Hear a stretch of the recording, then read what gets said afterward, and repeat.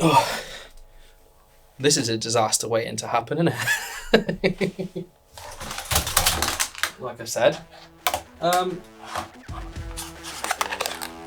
talk about filters.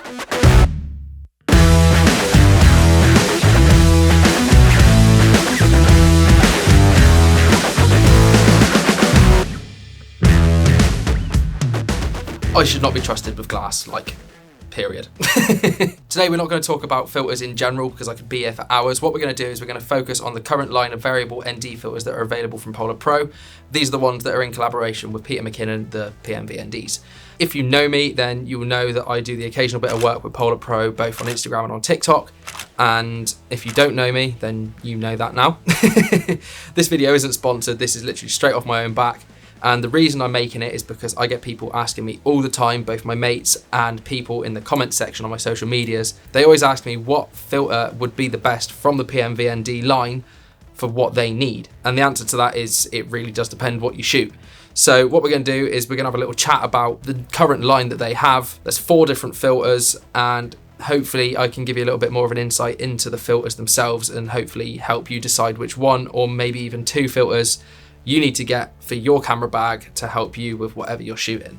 So let's jump straight into it. So there's currently 4 different filters available, like I said, and well, there's technically 2, but there's 2 different versions of the 2 versions, if that makes sense. So you've got the Signature Edition, which is this one, and then you've got the Mist Edition, which is this one.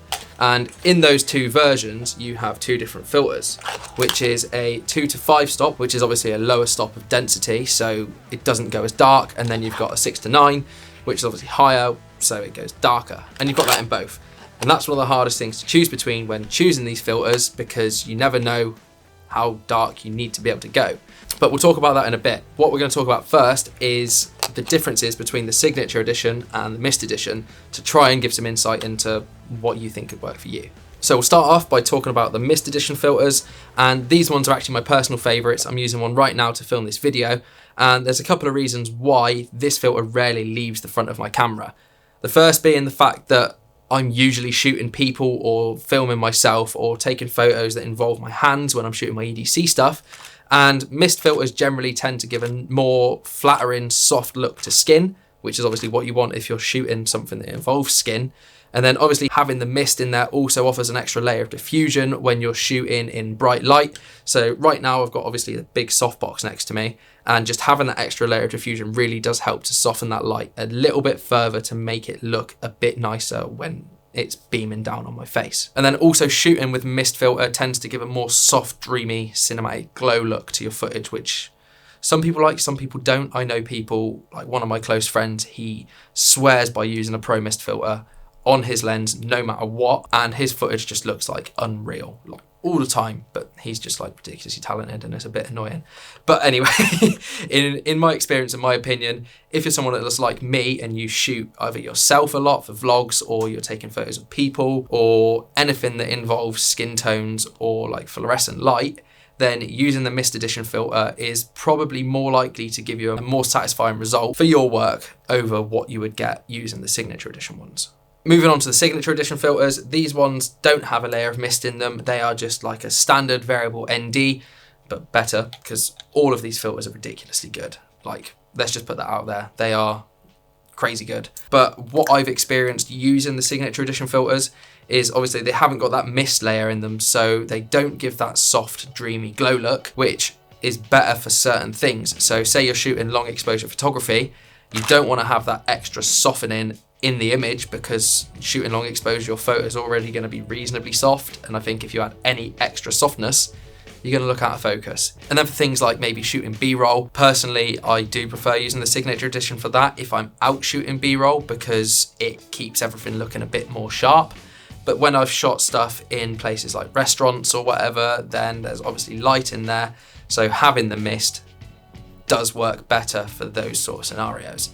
But these ones are really good for anyone that's not looking to soften skin or add extra layers of diffusion and just keep that general all-round sharpness a little bit more there, if you know what I mean. So 2 to 5 or 6 to 9 stop. Like, this can be quite a tricky decision. Before I was working with Polar Pro, I almost bought one of these filters and I really did not know which one to choose, because you go through all the hassle of being like, do I want the mist one or do I want the signature one?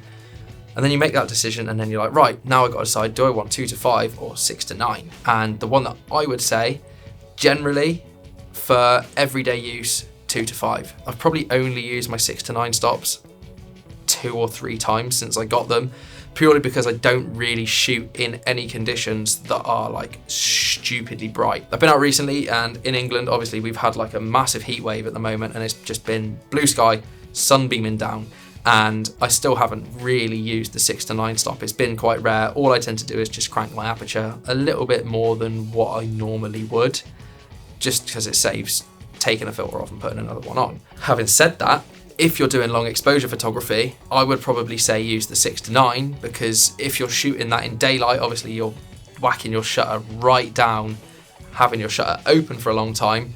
Using 2 to 5 is probably not going to give you enough stops to be able to expose that photo correctly. But what I would recommend doing is, if you can afford to, get both the 2 to 5 and 6 to 9 stops, purely just for safety, because you never know when you're going to need those extra stops of neutral density without having to crank your aperture or your shutter speed and just make your footage look not how you want it to look. Yeah, they're expensive, but you get what you pay for. I am going to do a video soon comparing the Polar Pro filters to different variable ND filters in different price ranges, just to show you how good these filters actually are compared to the cheaper options that you can get. But if you do buy more than one filter, you do get a slight discount. I can't remember exactly what you get. I think they're like £250 each. And then if you buy 2, you get like maybe £50 or £60 discount on the overall cost. I don't know, I can't remember. But if you are interested in buying 1 or 2 or all 4, there is a link in my bio. It's an affiliate link. So if you do buy one, I'll get a bit of money, and that will help me to be able to make more videos for you about these filters. That's what we like. But yeah, I hope this video was helpful for you and gave you a little bit more of an insight into these filters in general and what might be best for you if you are looking at buying one. If you weren't looking at buying one, then hopefully it persuaded you to buy one and which one to buy. If you're not subscribed already, please do be sure to subscribe for more videos about these filters and a bunch of other shit. New video coming next week, and make sure you like and comment as well, because we need to grow this community. We need to get it somewhere. I'm enjoying this. Do all that stuff and then come back next week for the next video, which I'm not sure what it's going to be yet, but it should be fun because I have a list of shit that I want to film. So yeah, I will see you in the next video, and I hope you enjoyed it. See you later.